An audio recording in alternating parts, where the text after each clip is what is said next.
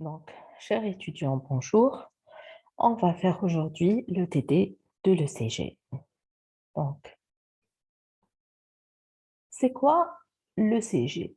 Donc, l'ECG, c'est une abréviation du mot électrocardiogramme. Donc, E pour électro, C pour cardio et le G pour gramme. C'est quoi cette ECG? Donc, c'est une représentation graphique de l'activité électrique du cœur dans le temps. Donc les dépolarisations et repolarisations du myocarde. Donc, à travers le CG, on va pouvoir représenter par des courbes ou bien par des graphes l'activité électrique du cœur, c'est-à-dire l'ensemble des dépolarisations et repolarisations des oreillettes et des ventricules. Donc, c'est qui seront enregistrés par des électrodes placées à la surface du corps. Donc, comme vous le savez, en faisant un ECG, on va mettre des électrodes qu'on va placer dans des endroits bien précis à la surface corporelle. Et à travers ces électrodes, on va pouvoir enregistrer l'activité cardiaque. C'est un examen rapide, indolore, donc qui ne fait pas mal, non invasif et facile. Enfin, facile, beaucoup plus dans sa réalisation. D'accord? C'est un examen essentiel pour le diagnostic et la surveillance de toutes les cardiopathies, c'est-à-dire que devant toute cardiopathie ou bien devant toute atteinte du cœur, on est obligé de passer par un ECG. Et l'ECG, comme vous allez voir, va nous donner plusieurs renseignements concernant, euh, c'est-à-dire toutes les parties du cœur. Donc, c'est un examen primordial en matière d'exploration cardiaque. On va faire des petits rappels. Donc, ce sont des notions qu'on a fait durant, c'est-à-dire les cours de la physiologie cardiaque. Donc, on va passer rapidement. Donc, vous savez qu'on a deux types de tissus, tissu myocardique et le tissu nodal, avec ces quatre propriétés fondamentales, à savoir l'automatisme, l'excitabilité, la conductibilité et la contractilité. Et on a parlé c'est-à-dire des différentes euh, structures de ce tissu nodal. Et justement, comment se fait la propagation de la stimulation cardiaque? D'accord?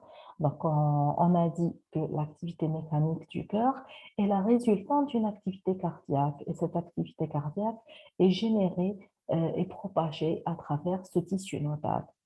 Donc, comme vous voyez ici, donc l'activité électrique commence au niveau du nœud sinusal, donc au niveau de l'atrium droit. D'accord? Donc, on va avoir le début de l'activité électrique au niveau du nœud sinusal qui va stimuler l'oreillette droite et l'oreillette gauche. Donc, comme je vous ai dit que cet influx va se transmettre tel la transmission d'une goutte d'huile. D'accord?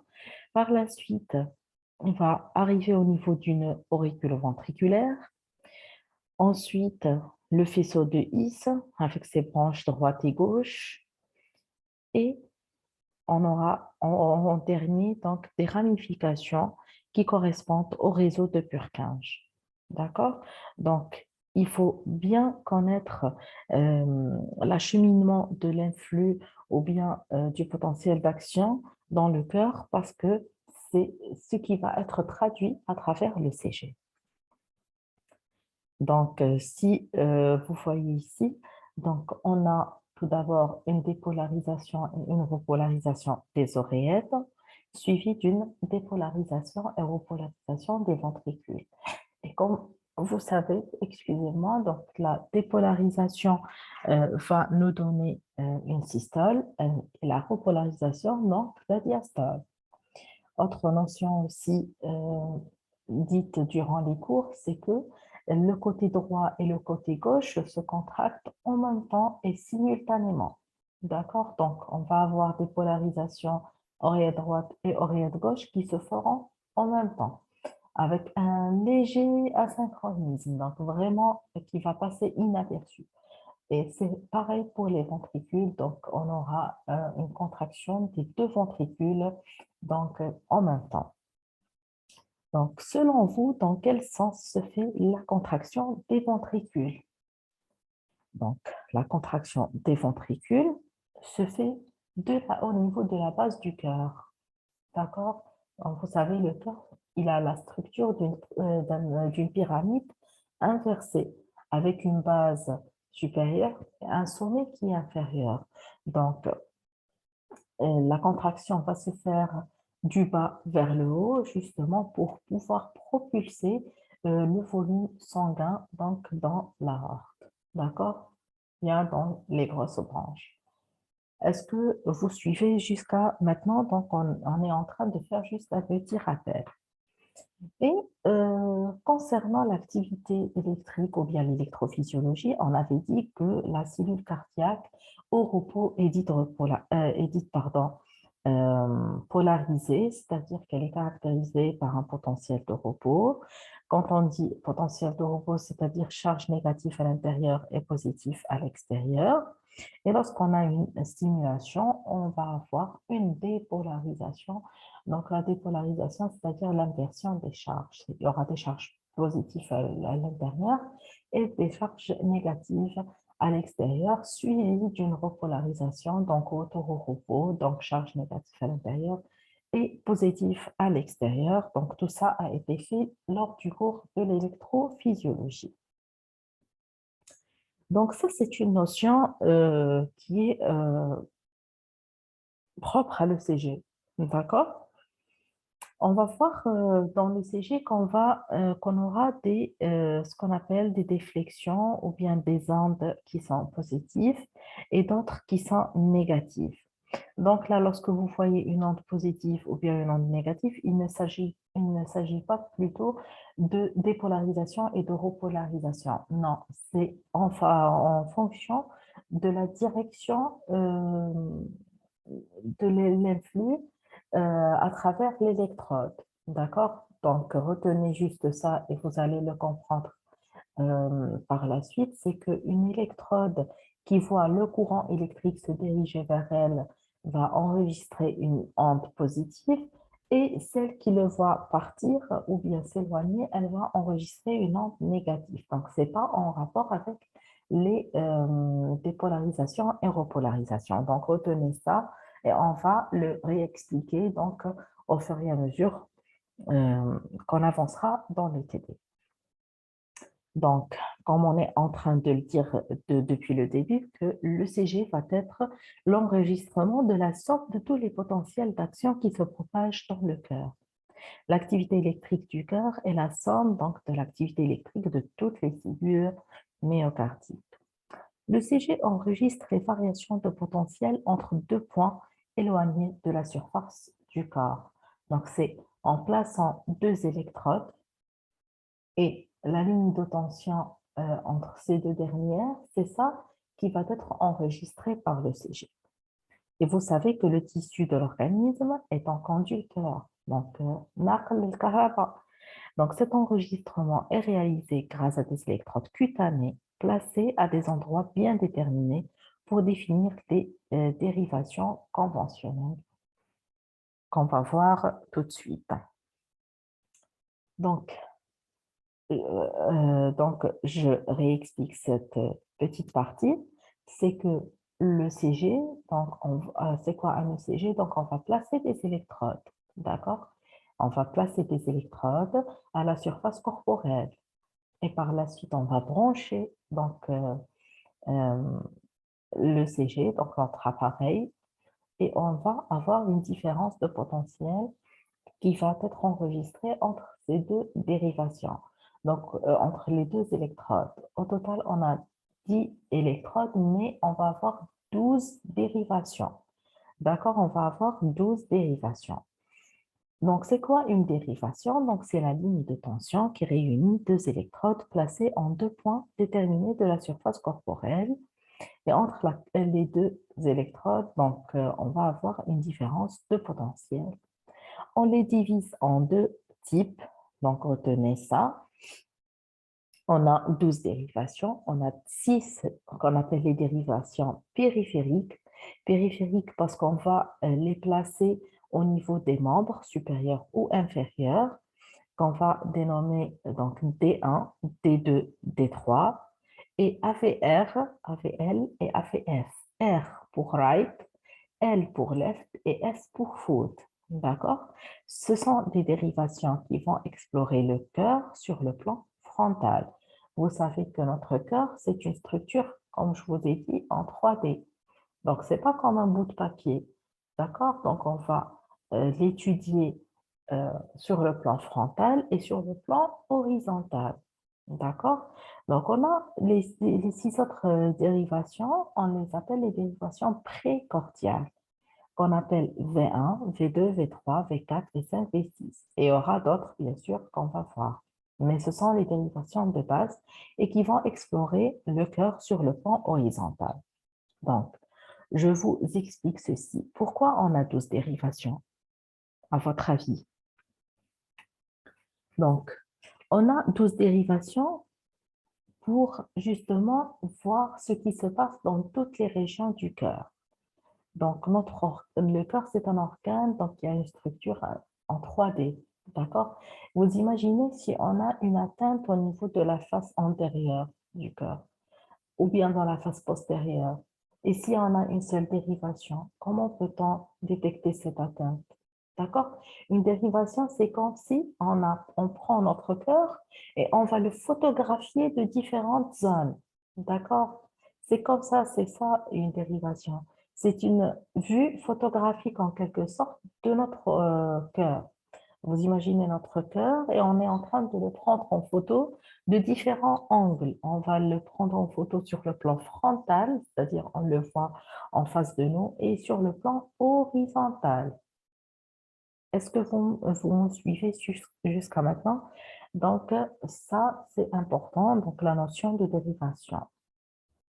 Donc, je répète, une dérivation, c'est une ligne de tension qui va se créer entre deux électrodes. Et on a en tout 12 dérivations. Les dérivations périphériques, c'est-à-dire où les électrodes vont être placées sur le plan, sur les organes, sur les membres, excusez-moi, supérieurs et inférieurs, et précordiales. Précordial veut dire près du cœur, donc les électrodes vont être placées près du cœur et elles vont explorer donc le cœur sur le plan horizontal. Donc, voici comment on va placer donc, nos électrodes euh, périphériques. Donc, regardez-moi ça, comment on va les placer. Donc, on a 4 électrodes périphériques. Donc, il faut savoir que l'emplacement de l'ECG et ses couleurs, on les trouve partout dans le monde. Donc, partout dans le monde, on fait l'ECG de la même façon. D'accord? Et il faut surtout pas inverser les électrodes. Parce que si vous inversez les électrodes, vous aurez un tracé qui est faux. D'accord? Donc, il faut bien retenir donc l'emplacement des différentes électrodes. Donc, on va commencer par la première électrode qui est rouge. Donc, c'est l'électrode R. Donc, on va la placer au niveau du membre supérieur droit. Donc, rouge avec right. D'accord? Donc, pour ne pas se tromper, le rouge se trouve donc dans le côté droit, right en anglais. Donc, la couleur jaune, on va la placer au niveau du membre supérieur gauche. La couleur verte, on va la placer au niveau du membre inférieur gauche. Et l'électrode noire, on va la placer au niveau du membre inférieur noir. Et c'est une électrode neutre, donc qui a pour but de stabiliser l'enregistrement. D'accord? Donc, vous allez me dire que c'est un peu difficile de retenir ces couleurs. Donc, rouge pour à droite, jaune à gauche. C'est tout à fait normal. Donc, pour cela, il existe plusieurs méthodes mnémotechniques. Donc, moi, je vous donnerai une phrase ou bien une méthode mnémotechnique que nous utilisons en tant que, en tant que stagiaire, etc., au niveau de notre hôpital et qui va donc vous faciliter de retenir ces électrodes.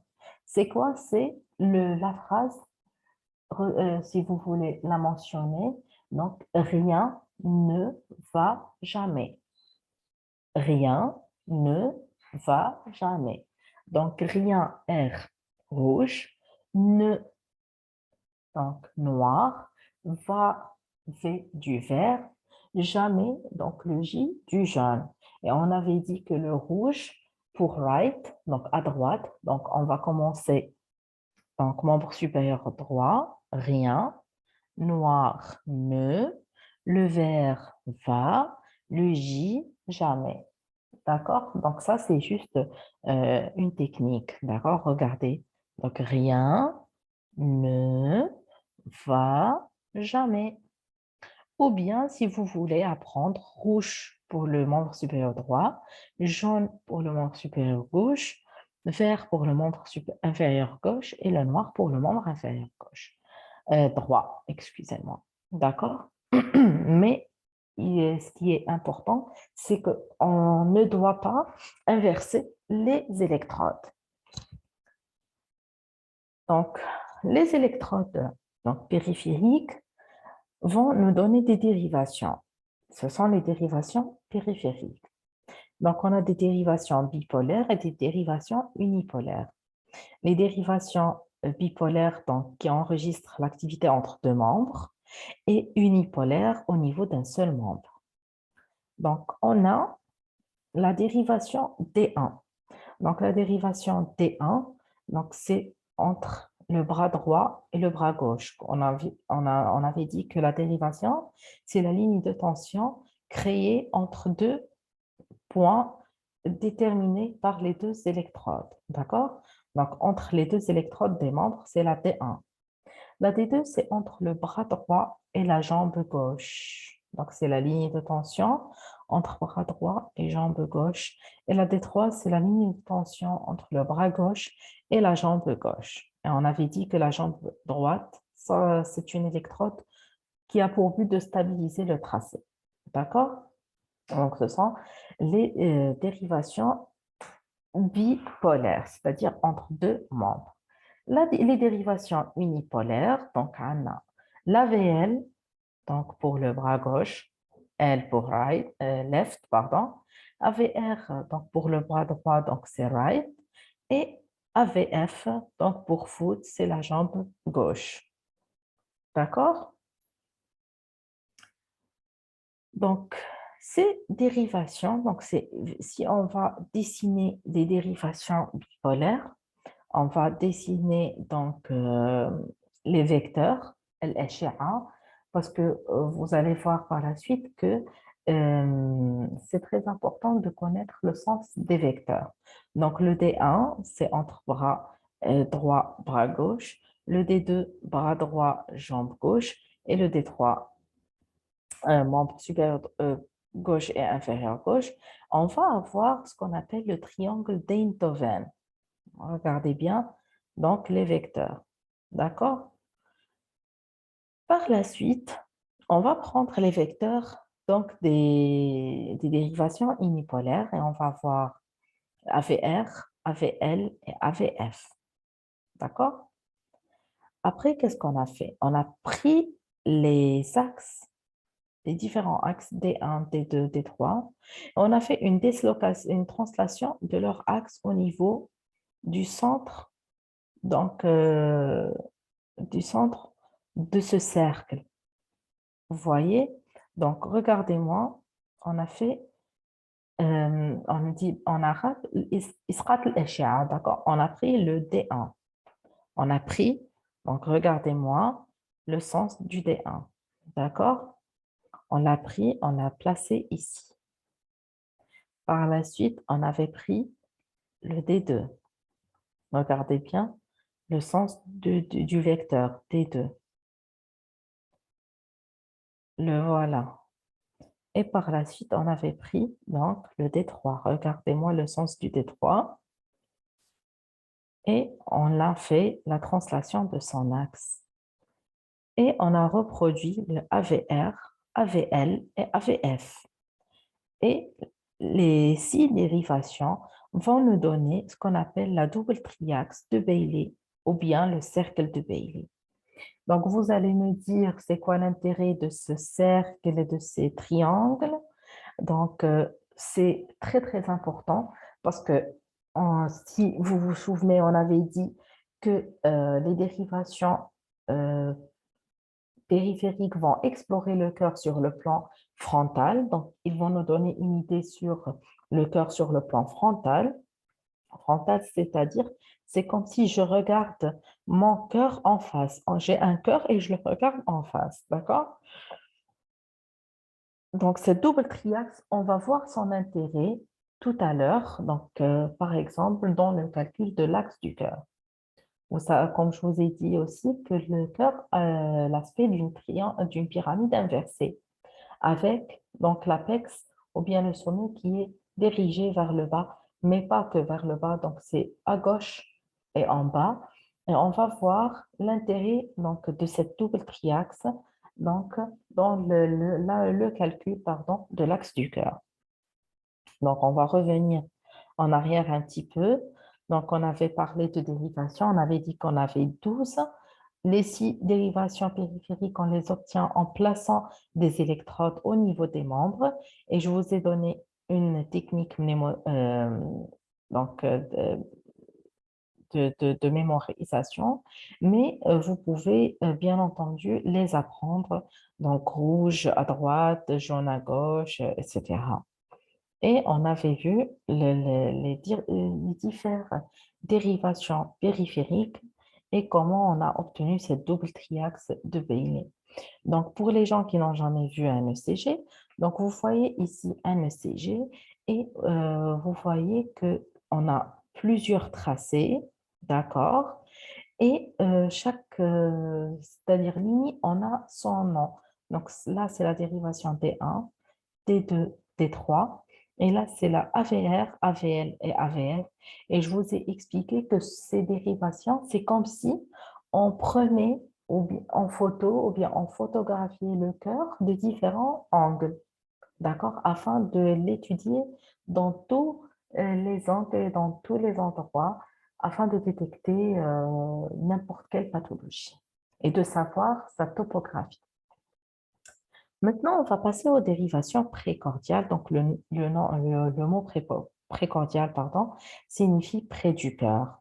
Donc, on va placer nos électrodes près du cœur et ils vont encercler le cœur sur le plan horizontal. Donc, c'est-à-dire comme si je prends mon cœur et je le regarde sur le plan horizontal. D'accord?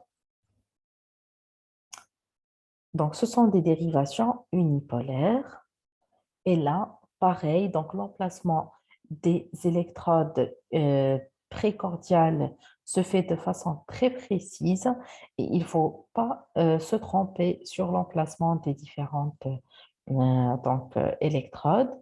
Et il faut savoir qu'au niveau de chaque électrode, on va voir son nom mentionné, donc V1, là vous allez voir V2, V3, V4, etc.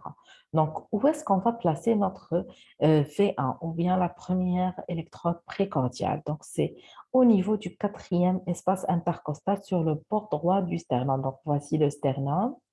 On est du côté droit et on va venir palper le quatrième espace intercostal près du sternum et on va placer notre première électrode. La deuxième va être en parallèle, donc parce qu'elle se trouve au niveau du quatrième espace intercostal gauche. Par la suite, on va placer la quatrième électrode. Donc, la quatrième électrode se trouve au niveau du cinquième espace intercostal gauche. Et on revient à la troisième parce qu'elle se trouve à mi-distance entre V2 et V4. La V5 se trouve au même niveau que la V4, mais au niveau de la ligne axillaire antérieure. Donc, vous voyez la ligne axillaire. Et la V6 se trouve pareil dans le même niveau que la V4 et la V5, mais sur la ligne axillaire moyenne gauche. Et sur le papier, pareil, vous allez voir V1, V2, V3, V4, V5, V6, c'est-à-dire qu'on est en train de regarder notre cœur sur le plan horizontal des différents angles. Donc, excusez-moi, là, il y a un petit blocage. Voilà.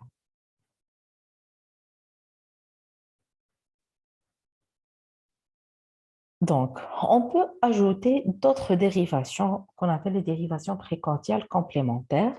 Donc, dans certains cas, à la recherche, donc de pathologie, par exemple, à droite, on peut ajouter du V3R et V4R, donc V3 right, V4 right, donc qui seront au même niveau que le V3 et le V4, mais du côté droit. On peut aussi rajouter des dérivations postérieures qui sont le V5, V8 et V9. Donc, sur le même niveau que le V4, V5, V6, mais sur la ligne axillaire postérieure. C'est-à-dire, on demande au patient de se mettre en décubitus latéral et on va placer donc, ces électrodes donc, au niveau postérieur. Et là, je vous ai mis une vidéo donc, pour pouvoir voir comment se fait donc, l'enregistrement d'un ECG. Donc, on va la regarder ensemble rapidement. L'électrocardiogramme consiste à mesurer et enregistrer l'activité du myocarde grâce à des électrodes placées sur le buste du patient.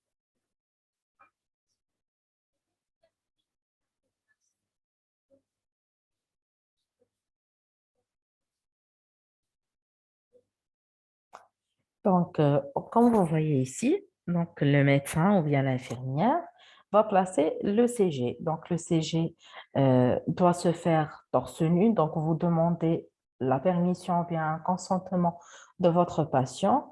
Vous lui expliquez le geste, d'accord? Et vous allez placer votre ECG. Bien sûr, s'il n'y a pas une urgence, d'accord? Patient étendu, Donc, je vais accélérer un petit peu. plaqué au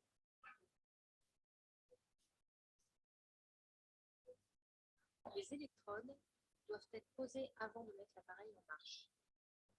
Donc, il faut aussi s'assurer que le patient ne porte pas de bijoux ou bien de tout ce qui est c'est-à-dire en métal, des bagues, une ceinture, des clés. Il doit enlever tout ceci parce qu'après, il y aura le passage d'un courant électrique. D'accord? Et comme vous voyez ici, on place d'abord nos électrodes et par la suite, on va placer c'est-à-dire le CG, on va le brancher à l'électricité. L'infirmière pose les premières électrodes aux extrémités des 4 membres à l'aide des pinces en plastique. Donc, on va poser les Voici les électrodes moyens mnémotechniques pour se souvenir du schéma de pose. Couleur chaude en haut, jaune et rouge. Couleur sombre en bas, vert et noir. ou bien vous pouvez utiliser la phrase donc rien ne va jamais en commençant toujours de la droite, rouge pour right. D'accord? En haut, le rouge est à droite, R Vous va voyez? avec anglais. En bas, Rouge. le noir est à droite, le rouge va avec noir, comme dans le roman. Et là, elle va placer les électrodes précordiales. Donc, elle est en train de, Les autres électrodes sont de faire une palpation à la recherche du quatrième espace intercostal. se placent de la façon suivante. V1 et V2, à droite et à gauche du quatrième espace intercostal. V3, à mi-chemin entre V2 et V4. V4, V5 et V6 sur le cinquième espace intercostal.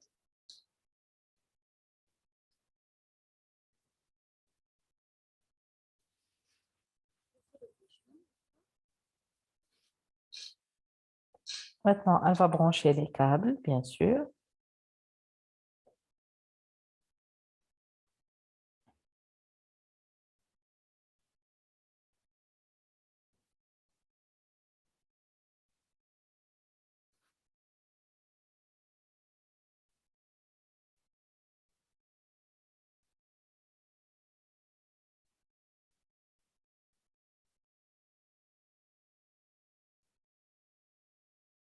Et L'infirmière découpe ensuite le papier voilà. dans l'ordre de l'enregistrement et l'agrafe habituellement à un carton sur lequel figure la date et l'heure de l'enregistrement, le nom et le prénom du patient et le service.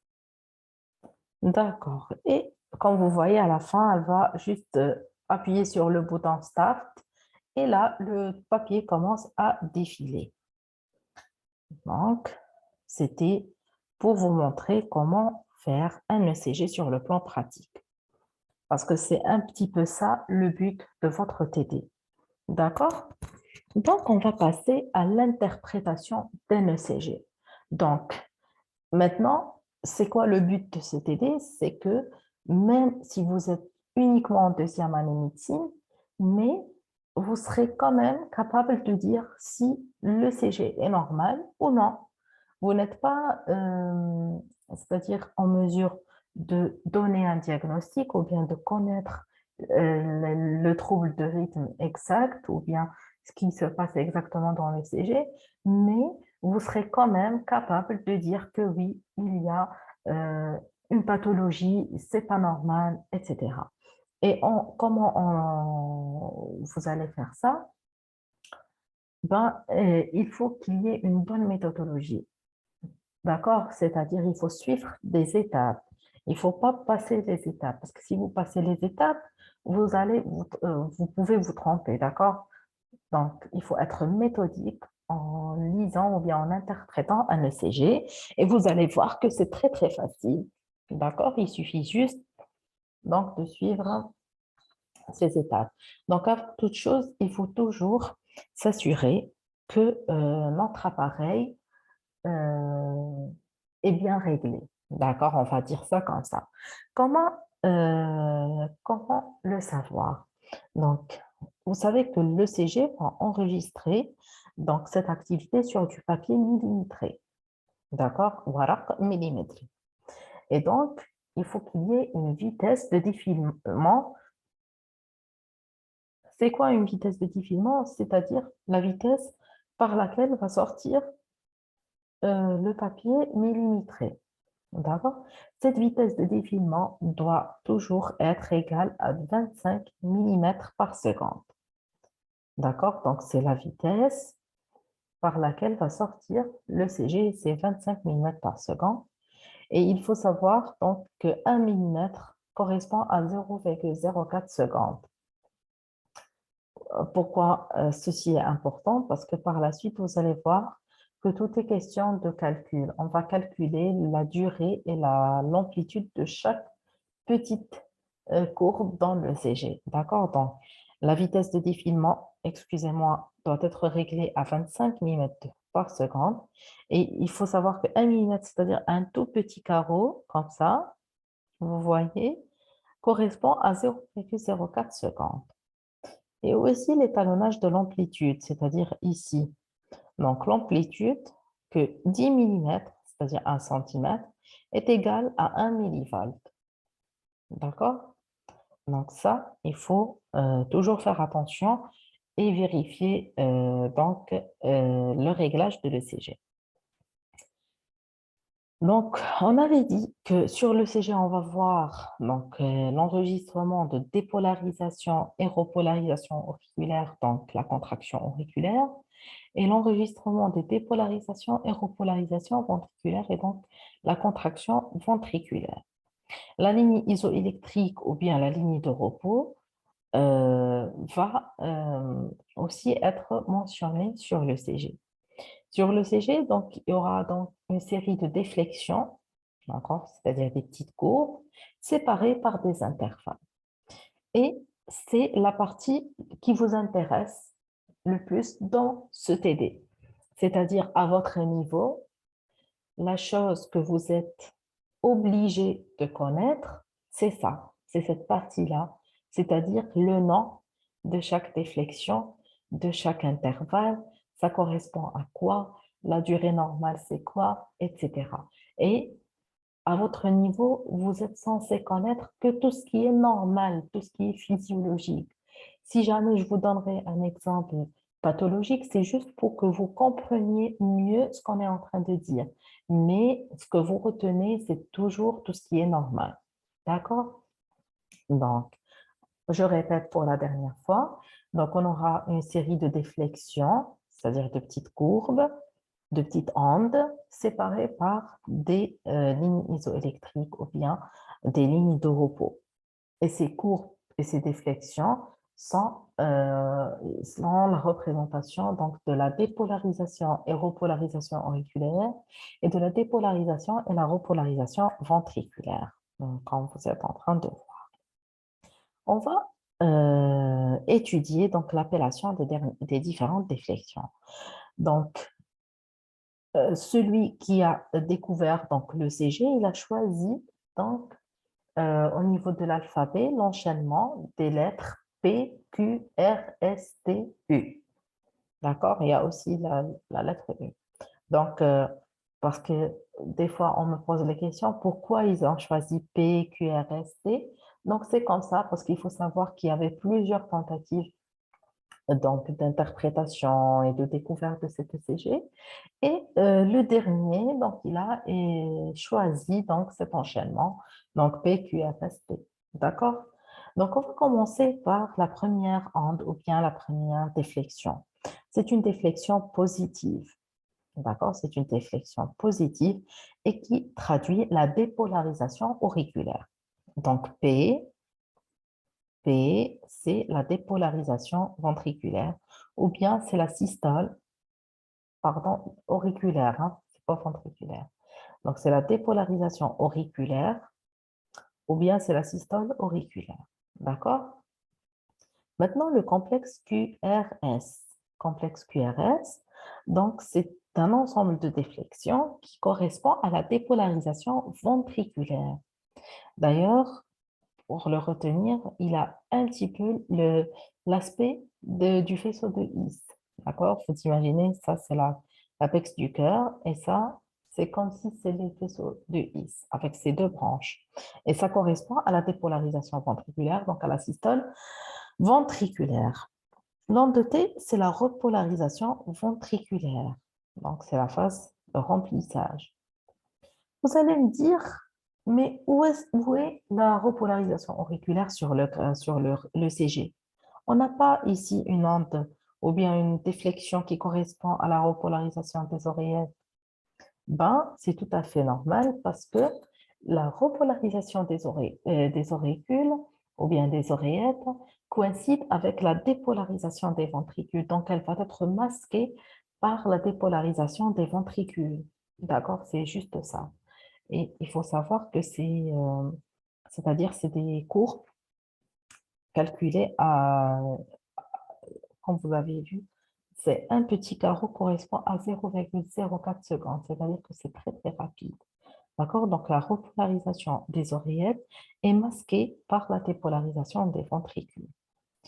Une autre petite information pour vous, c'est qu'on avait dit que c'est la dépolarisation des oreillettes, c'est-à-dire là, on parle d'oreillette droite et gauche, ventricule droit et gauche. Donc, c'est la somme des deux parce qu'ils se font pratiquement en même temps.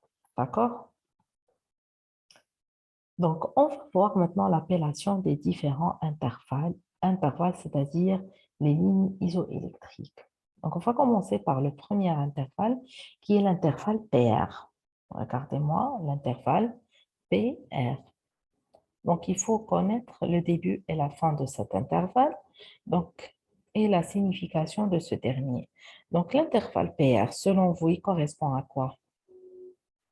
Donc, il commence au niveau de la dépolarisation des oreillettes et se termine au niveau de la dépolarisation des ventricules. Donc, il va correspondre au temps de conduction entre le nœud sinusal et le nœud auriculo-ventriculaire, c'est-à-dire entre la dépolarisation des oreillettes jusqu'à le début de la dépolarisation des ventricules. D'accord? Et comment on le calcule? Donc, on va le calculer du début de l'onde P jusqu'au début du complexe QRS. L'intervalle QT. Donc, l'intervalle QT, on va reprendre le schéma, l'intervalle QT. Donc, on est entre dépolarisation et repolarisation des ventricules. Donc, c'est la durée totale de l'activité ventriculaire, c'est-à-dire la somme de la dépolarisation et repolarisation ventriculaire. D'accord? L'intervalle QT est mesuré donc dès le début du complexe QRS jusqu'à la fin de l'onde T. Le segment maintenant PQ. le segment PQ. C'est la partie où les oreillettes sont complètement dépolarisées. Donc, le segment PQ, c'est la fin de la l'onde P et le début de l'onde Q. Donc, il n'est pas le même que l'intervalle PR. Et on a aussi un segment ST, le segment ST, donc traduit que les ventricules sont complètement dépolarisés. Le segment ST, c'est la ligne isoélectrique. D'accord? Ici, donc entre le S, donc entre la partie S et le début de l'onde T. Donc, cette partie, donc, comme je vous ai dit, c'est la partie la plus importante et la plus intéressante pour vous. On va la reprendre. Donc, on avait dit que il y aura un enchaînement de déflexion et de segments comme suit, comme selon dans l'alphabet, donc P, Q, R, S, T. D'accord?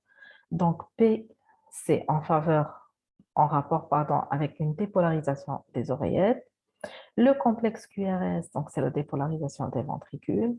L'onde T, c'est la repolarisation des ventricules. Et on avait dit que la repolarisation des oreillettes est masquée par la dépolarisation des ventricules. Et c'est pour ça qu'elle ne figure pas au niveau donc, du graphe. Les segments, donc PR, c'est le nom, correspond à la période du passage de l'influx du nœud sinusal au nœud auriculo-ventriculaire. QT, c'est-à-dire que c'est l'activité ventriculaire, donc dépolarisation, repolarisation ventriculaire. Et on a deux segments qui sont des lignes isoélectriques. On a le segment PQ, pardon, et le segment ST. D'accord?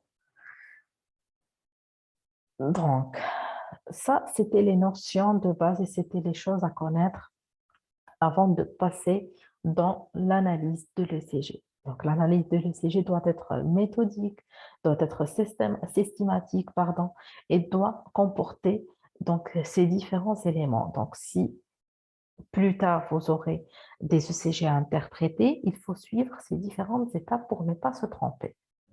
Donc, la première étape, c'est de voir le rythme cardiaque. La deuxième, c'est la fréquence. La troisième étape, c'est l'interprétation de l'auriculogramme, c'est-à-dire de l'onde P. Quatrième étape, c'est le ventriculogramme ou bien l'étude du complexe QRS de l'axe du cœur. La troisième, c'est l'étude de la repolarisation, c'est-à-dire le segment ST et l'onde T. Et finalement, la durée du segment QT. D'accord? On va commencer par le rythme. Donc, le rythme cardiaque est défini comme étant un rythme sinusal régulier. Donc, comment savoir si notre rythme est régulier? Donc, on va prendre notre CG et on va voir l'espace RR. Donc, ça, c'est QRS et ça, c'est QRS. On va prendre cet espace et on va, c'est-à-dire voir s'il est régulier tout au long du tracé d'une même dérivation. D'accord? Qu'est-ce qu'on fait, nous, en pratique? On prend un bout de papier, on va mettre ici un trait et là un trait. Et après, on va faire passer ce bout de papier marqué tout au long de la dérivation. D'accord? Si l'espace est le même entre les différents RR, donc on dit que le rythme est régulier. Maintenant, on commence à voir qu'il est sinusal. Donc, sinusal, c'est que lorsque chaque complexe QRS est précédé par une onde P et chaque onde P est suivie d'un complexe QRS. Donc, on va prendre pareil une seule dérivation et on va chercher PQRS, PQRS, PQRS, PQRS. C'est-à-dire que là, c'est un rythme sinusal. Ça veut dire quoi un rythme sinusal? C'est-à-dire que c'est un rythme qui est né au niveau du nœud sinusal et qui a fait son passage donc à travers le nœud auriculo-ventriculaire, faisceau de His et réseau de Purkinje. D'accord? Si on trouve un rythme sinusal régulier, on va passer à l'étude de la fréquence cardiaque, qui est normalement comprise entre environ 60 et 100 battements par minute. Si on est au-delà de 100, on dit qu'on est en tachycardie, c'est-à-dire que le cœur bat très vite. Si c'est moins de 60, on dit qu'on est en bradycardie, c'est-à-dire que le cœur bat à une vitesse très faible, d'accord? Comment mesurer la fréquence cardiaque? Il faut savoir que dans les ECG qu'on utilise, à la fin, donc on aura, il va nous mentionner donc la fréquence cardiaque, d'accord? Mais il faut quand même se rassurer que c'est juste, d'accord? Parce que certains appareils peuvent se tromper. Donc, c'est très simple. Qu'est-ce qu'on fait? Il existe plusieurs méthodes. Donc, la plus simple, c'est quand on prend deux complexes QRS et on mesure le nombre de petits carreaux de 5 millimètres parce que c'est un papier millimétré. Donc, on prend les petits carreaux de 5 millimètres et on mesure leur nombre entre deux complexes QRS. Donc là, on a un, 2, 3, 4 environ. Donc, on fait 300 divisé sur le nombre de petits carreaux de 5 millimètres, pardon, qui va séparer les deux complexes QRS. Il existe une autre méthode, donc c'est de connaître cet enchaînement de chiffres, donc qui est plus compliqué. Donc, on va prendre un complexe QRS et chaque petit carreau de 5, on va dire 300, 150, 175, 650. Mais je vous avoue que cette méthode n'est pas très utilisée, donc celle-là, c'est celle qu'on utilise le plus. Donc, une fois qu'on a notre rythme et notre fréquence, on va commencer à étudier l'ANTP ou bien l'auriculogramme. C'est quoi l'ANTP? Donc, je vous ai dit qu'elle correspond à la dépolarisation des auricules ou bien atriales ou des oreillettes. Dépolarisation veut dire systole, systole veut dire contraction. D'accord? Et comme vous le savez aussi que les dérivations sont en quelque sorte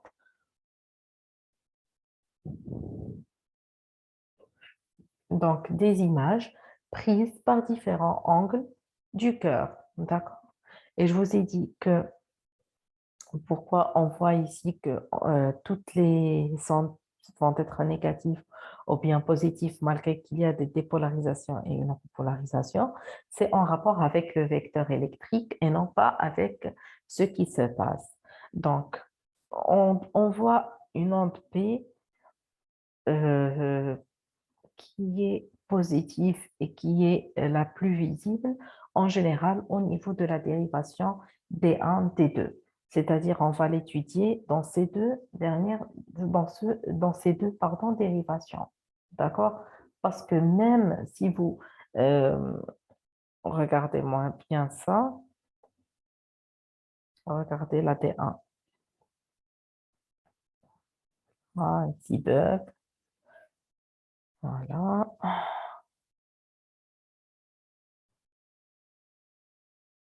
Regardez-moi l'emplacement.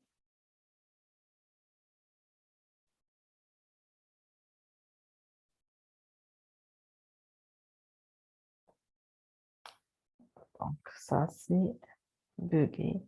Donc, regardez-moi la dérivation D1, D2. Donc, l'onde P, c'est l'onde, elle est positive et elle est la mieux visible ici. D'accord?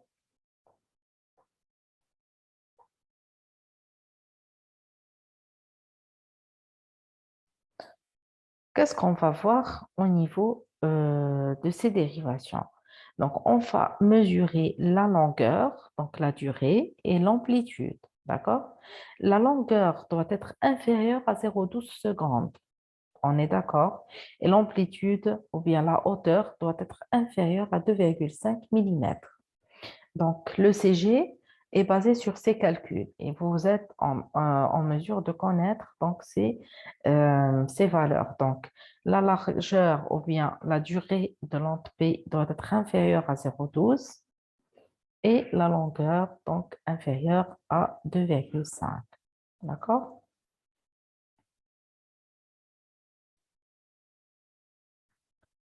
Concernant l'intervalle PR, je vous ai dit qu'on le mesure au début de l'onde P jusqu'au début du complexe QRS. D'accord? Et il représente le temps de progression de l'influx des oreilles d'une sinusale jusqu'au ventricule. La durée de l'intervalle PR varie entre 0,12 à 0,20 secondes. D'accord? Donc, elle ne doit pas être inférieure à 0,12 et elle ne doit pas dépasser 0,20 secondes. On va prendre un ECG. Donc, comment on le mesure, par exemple, ici, on va commencer par là. Jusque là, on mesure le nombre de petits carreaux. Et vous savez qu'un petit carreau, c'est 0,04 secondes. D'accord? Donc, ça doit être entre 0,3 et 0,5 et entre 3 et 5 petits carreaux. Donc là, je peux vous donner un petit exemple de pathologie. D'accord? Soi-disant, je vais vous donner un exemple. Si le chemin donc, de votre maison à la fac, euh, le chemin donc d'habitude, et va vous prendre en disant 30 minutes. D'accord? Et aujourd'hui, vous décidez de changer le chemin et de prendre un raccourci. Et vous arrivez donc à votre faculté à 15 minutes. D'accord? Donc, on dit qu'il y a un raccourci. D'accord? Donc, ce cas de figure peut arriver au niveau du cœur.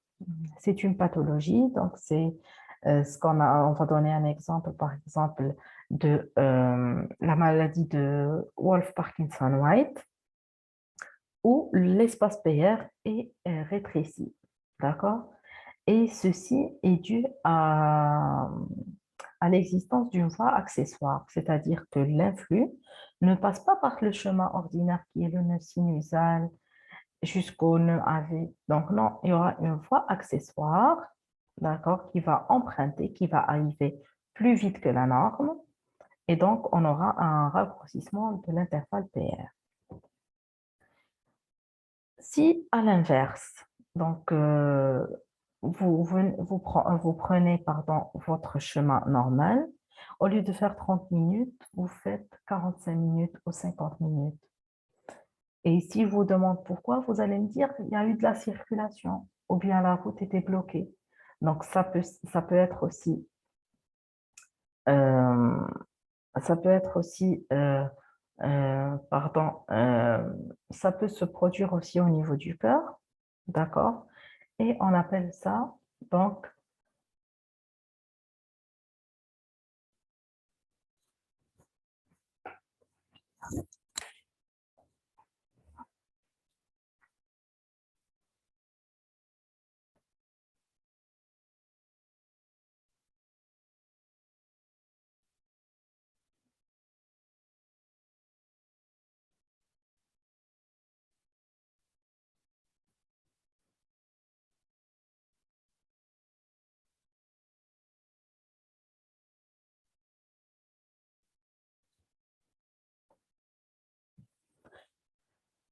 donc, je vous ai dit, si donc l'espace PR est allongé, on appelle ça donc par exemple le BAV. BAV, c'est-à-dire bloc auriculo-ventriculaire. Donc BAV, c'est une pathologie qui est définie comme étant une augmentation de l'espace PR. Donc ça, c'est juste des exemples. D'accord? Mais ce que vous êtes obligé de retenir, c'est la durée donc, qui est entre 0,12 et 0,20 secondes, c'est-à-dire 3 petits carreaux ou 5 petits carreaux. Et par la suite, on va passer au complexe QRS. Le complexe QRS, on avait dit qu'il correspond à la dépolarisation ventriculaire et je vous ai dit que son aspect ressemble un petit peu aux branches du faisceau de His. Donc, il se traduit par un complexe polyphasique avec donc plusieurs ondes, une onde négative Q, une onde positive R et une autre onde négative S. La durée du QRS doit être comprise entre 0,07 et 0,11 secondes, d'accord? Ou bien, on va dire, inférieure à 0,12 secondes. Donc, jusqu'à maintenant, ils ont tous la même durée. Donc, qui est inférieure à 0,12 secondes, d'accord? Lui et l'onde P. Ça, c'est pour vous faciliter donc, de retenir ces chiffres. Donc, la durée du QRS doit être inférieure à 0,12. Donc, si on a un QRS élargi, ou bien si la durée du QRS, donc on va prendre un ECG au hasard, donc on va, c'est-à-dire quoi, inférieur à 0,12, c'est-à-dire qu'elle ne doit pas dépasser 3 petits carreaux, d'accord? Donc, si on a un QRS élargi, très élargi, ça veut dire quoi? Ça veut dire qu'il y a eu un blocage au niveau des branches du faisceau de His. Et ça, il existe des pathologies en cardio qu'on appelle le BBG et le BBD, donc bloc de branche gauche et bloc de branche droite. D'accord? C'est-à-dire qu'il y a eu un blocage soit au niveau de la branche gauche ou de la branche droite. Bien sûr, on a d'autres signes au niveau de l'ECG. D'accord? Mais elle est caractérisée plutôt par des QRS très larges, très grands. D'accord? Donc, c'est-à-dire que là, il y a eu un blocage et les flux n'est pas passé comme d'habitude. Mais ce que vous retenez, c'est des QRS qui sont d'une durée moins de 0,12 secondes. On va maintenant voir la notion de l'axe électrique du cœur. Donc, si vous vous souvenez de cette double triaxe de Bailey, donc on a vu les dérivations donc, périphériques qui sont le D1, D2, D3, AVR, AVL et AVF. On a dit qu'ils vont explorer notre cœur sur le plan frontal, c'est-à-dire c'est comme si je prends mon cœur, un cœur, et je le vois en face. C'est ça le plan frontal. Donc, je vous ai dit que l'axe du cœur est dirigé en bas à gauche. D'accord? L'axe du cœur se dirige en bas à gauche. Se trouve au niveau de l'apex du cœur, au niveau des ventricules. Donc, la valeur normale de l'axe du cœur est comprise entre 0 degré et 90 degrés. Si on voit ici 0 degré correspond au D1, 90 AVF. D'accord? Donc, pour savoir où se trouve notre axe du cœur, il existe plusieurs méthodes du calcul de l'axe du cœur. Je vais vous donner la plus simple, d'accord? Donc, la plus simple, c'est quoi? C'est de voir déjà les dérivations périphériques. Donc, on va prendre un petit exemple. On va toujours regarder les dérivations périphériques parce qu'on est sur le plan frontal. Donc, on voit les dérivations D1, D2, D3, AVR, AVL, AVF. D'accord? Et on sait qu'il est normalement orienté entre 0 et 90, donc entre D1 et AVF. On est d'accord? Et on a dit que l'axe du cœur se trouve au niveau de l'apex, donc au niveau des ventricules. Donc, où est-ce qu'on va voir? On va voir le ventriculogramme ou bien le complexe QRS. D'accord? Comment savoir où est notre axe du cœur? Ça, c'est une méthode la plus simple, la plus facile. Mais si vous allez faire des recherches, vous allez retrouver des centaines de méthodes. Donc, ma méthode est la suivante, c'est de voir les QRS donc, qui sont donc, positifs. Excusez-moi. Donc, on ne va pas regarder la VR. Donc, on va voir les QRS positifs. Et on va voir les deux QRS les plus grands sur la partie positive. Donc, déjà à l'œil nu, donc, on voit que la partie positive au niveau du D2 est supérieure que le D1. Elle est supérieure que le D3.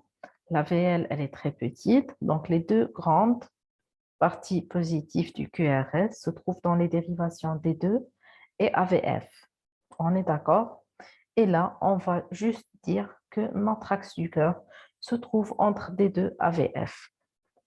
Et on va voir notre donc, double triaxe de Bailey. Donc, s'il est entre D2 et AVF, donc il est entre 60 et 90 degrés. Et donc, notre axe du cœur est normal. D'accord? Ça, c'est la méthode la plus simple. Je répète, c'est qu'il y a plusieurs méthodes. Moi, je vous ai dit la plus simple et celle qu'on utilise en pratique. D'accord? aux urgences, parce qu'il faut être rapide, d'accord? Donc, on va voir les dérivations frontales parce qu'on est intéressé par un axe. On va voir le QRS parce que l'axe du cœur se trouve au niveau des ventricules et que le QRS, c'est le ventriculogramme. D'accord? Et on va voir quels sont les QRS les plus grands. Ils se trouvent entre quelle et quelle dérivation. Et bien sûr, cette double triaxe, euh, avec la pratique, bien sûr, vous allez l'avoir en mémoire. Donc déjà, vous allez l'imaginer dans votre tête et vous savez que la valeur normale se trouve entre 0 et 90. Bien entendu, il existe des cas où on a des axes, par exemple, à droite. Il y a des cas où l'axe du cœur est à droite. Il y a des cas où tous les organes sont inversés. D'accord? Il y a des cas où on a un axe hypergauche, c'est-à-dire vers le AVL ou vers le moins 90 degrés. Donc ça, ce sont des cas pathologiques. Mais les cas normaux se trouvent entre 0 et 90 degrés. Après le QRS, donc on va étudier le segment ST et l'ANT. Donc le segment ST, correspond donc à la ligne isoélectrique comprise entre la fin du QRS et le début de l'ANT.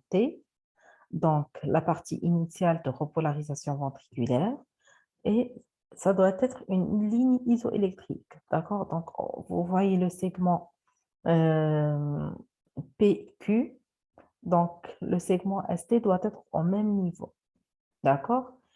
Et, euh, pardon, l'onde T, donc l'onde T est caractérisée par une morphologie un petit peu en vague. C'est une morphologie asymétrique de l'onde T.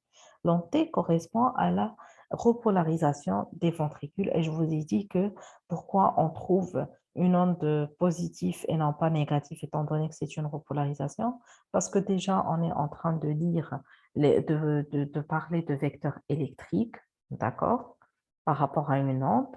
Et si vous vous souvenez que la dépolarisation et la repolarisation se font en sens inverse. Donc là, on a inversé la charge et le sens du vecteur. Et donc, c'est comme si on n'avait rien fait. Et du coup, on a un QRS et une onde T qui sont toujours du même côté. C'est-à-dire, si on trouve un QRS positif et une onde T négative, là, il y a un problème. Donc, on doit toujours trouver soit des QRS positifs avec onde T positive ou bien les deux négatifs. D'accord?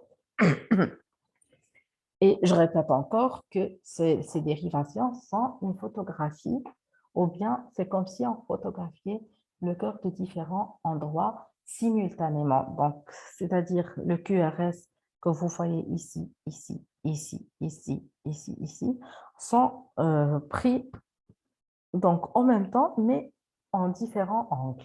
C'est tout. Donc, concernant l'onté, on va voir juste l'amplitude, donc qui doit être inférieure à 5 mm dans les dérivations périphériques et à inférieure à 10 mm en dérivation précordiale. Et on va finir par l'intervalle QT. Donc, l'intervalle QT, c'est la distance entre le début du QRS et la fin de l'onde T. Donc, c'est la durée globale de la dépolarisation et la repolarisation. Donc, chez la femme, il est à 0,45 secondes. Chez l'homme, 0,47 secondes. Donc, c'est ça, c'est-à-dire l'interprétation de l'ECG. Comme vous avez vu, c'est très facile. Donc, on va commencer toujours par le rythme, fréquence, auriculogramme, ventriculogramme, les segments. D'accord? On va voir maintenant quelques ECG pathologiques.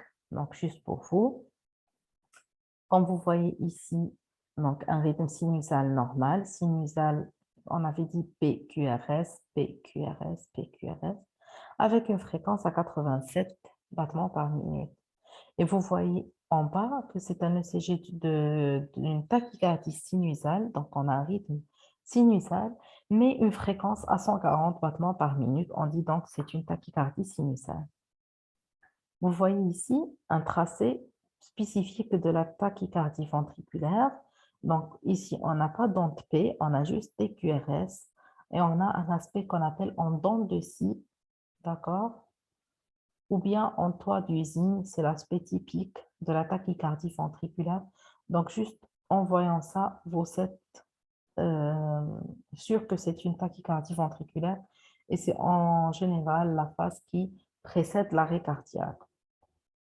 Et vous voyez ici aussi, il y a un trouble du rythme, vous voyez un rythme régulier et là, un QRS qui est bizarre. Donc là, on appelle ça une extrasystole. D'accord?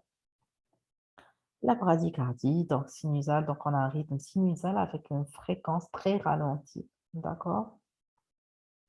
C'est tout, donc c'était juste des petits exemples pour vous, mais ce que vous êtes obligé de retenir à travers ce TD, c'est qu'il faut toujours regarder l'ensemble du tracé, d'accord? De commencer par le rythme, de voir s'il est sinusal régulier, mesurer la fréquence, voyez la lampe T avec sa durée qui est donc inférieure à 0,12 avec une amplitude qui est bien connue aussi. L'intervalle PR, donc c'est la ligne isoélectrique, la durée qui ne doit pas dépasser 0,20 secondes et qui doit être inférieure à 0,12.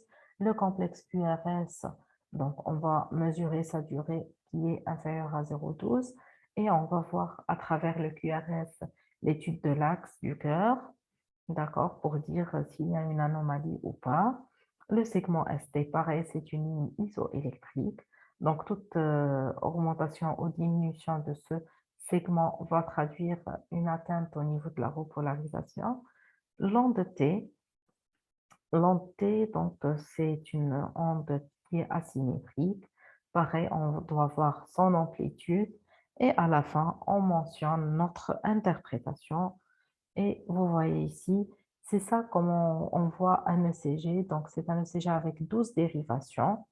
Et comme je vous ai dit que ce QRS que vous voyez ici, ce sont tous des contractions qui ont été prises en même temps, mais photographiées, on va dire, de différents angles.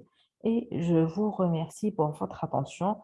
Et comme je vous ai dit, retenez juste ce qui est normal, surtout la dénomination des différentes déflexions, leurs synonymes, c'est ça le plus important pour vous. Et comment interpréter, c'est-à-dire les étapes à suivre, ça c'est surtout le côté pratique. Et je vous souhaite donc une bonne révision. Merci.